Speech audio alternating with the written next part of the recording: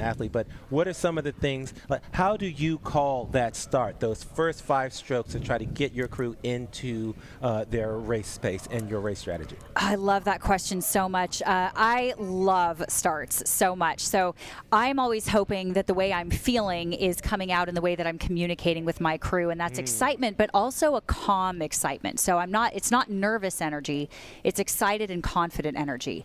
So I'm going to talk to my crew in a way that's like, all right, guys, let's, sit here, just kind of shake it out a little bit. We're great on time. We have our point. The course is mine. So I reassure them that I have my point, that we're sitting ready.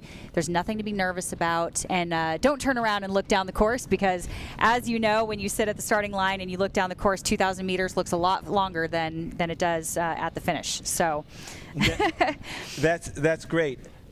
Question more specifically, how do you call that? I call it lengthen, or I said settle, and Grace said, what, settle?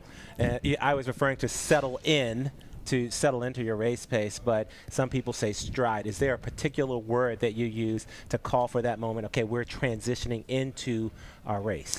Yes, absolutely. And that, I think those strokes are some of the most important strokes of the entire race. Absolutely crucial. It can't necessarily win you the race, but it can lose you the race. So I am very, very careful about giving my crew plenty of heads up.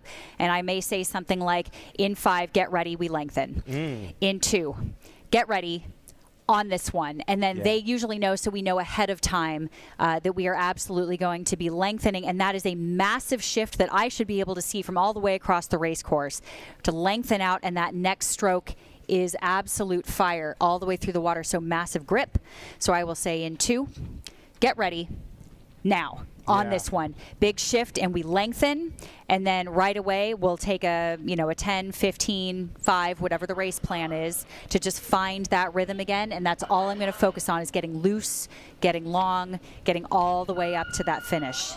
All right. And here we go. These boats are off to the start. It looks like Waylon Weston may have gotten caught behind a little bit on that start. I saw them off to a little slow on that pry, but over here we have DC National that looks like they're out to a quick start, hanging in with Rose City in lane 0 and LaSalle in lane 1. We have Green Lake in lane 2 and Everett right there in the middle, a little bit off the pace, but this is a very long race for these young men in this D final of the Men's Youth 8. Yeah, that's right. And it looks like we are through the breakage point here. That is 100 meters, or very, very roughly 10 strokes. Again, just kind of depending on your pace and what you are doing there. So all crews absolutely free of that. So now anything goes. If you have breakage, there's no going back.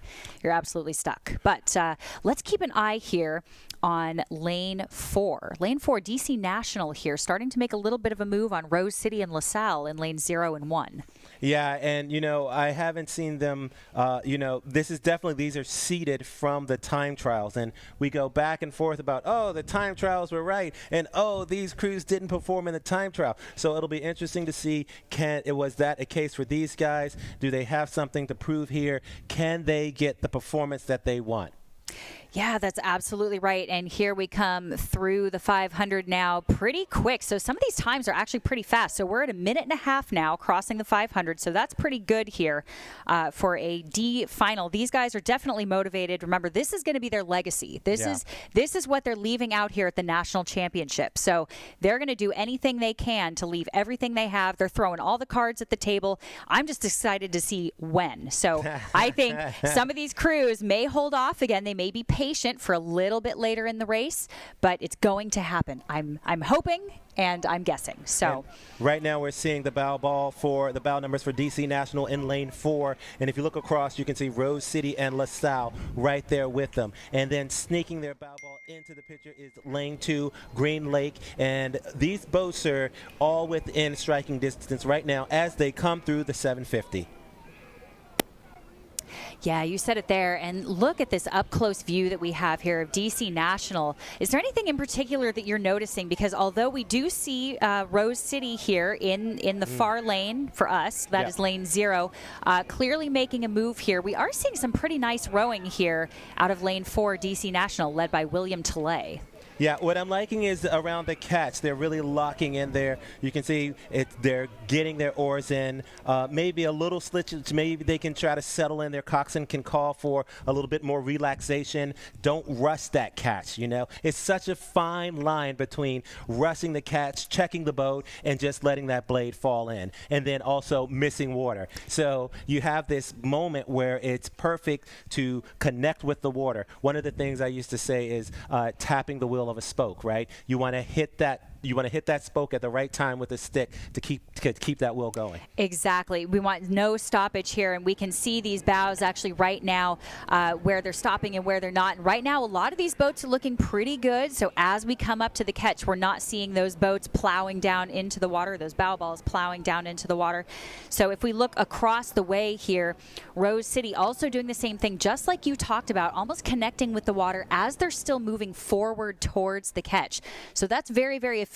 If they're locked and loaded before they start pushing away from the with the hips, then that's very, very efficient. Gives you a lot more water time, which is clearly working for them. Yeah, and one of the things, if you're a spectator at home, hopefully we'll get another shot of it, but look at the different shapes of those bows, right? We have different boats. Each of these teams are rowing different boats, and you can see how they're floating through the water, how much they're checking down. When we talk about check, we're talking about how much is the boat slowing down. So is that boat diving back in the water? Are they getting close to that bow ball? Here's that shot right here. You can see the differences in those shapes of those bows. Yeah, that's absolutely right. And look at that Rose City coxswain leaning forward, leaning into the energy. I can feel this through the screen here. It makes me want to race so badly. It's so hard to watch. Rose City really made a name for themselves in the Northwest Regionals a few weeks ago. Really showed up time and time again. So we're going to see Rose City's name again more than once this weekend. So really phenomenal for them to bring so many boats out here like they are doing now. And as we cross the 1500, it is still Rose City in the lead. Yeah, and this is a tight field right here. This is still, all of the boats are in contact right now. This is what I think this is maybe one of the first boat races we've seen here where all of the boats are so close. So right now we're seeing that Rose City crew continuing to lead, and we have that boat from Green Lake trying to make a statement, and then we have DC National that's trying to hold on. Remember, they got out fast, and they were trying to make a statement. Can they hold on right now or bring something that will allow them to take some more seats?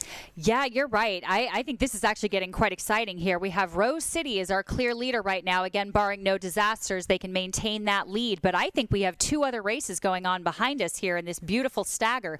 Like you said, Green Lake and DC National, bow ball to bow ball, and then Everett and Wayland also bow ball to bow ball just behind them.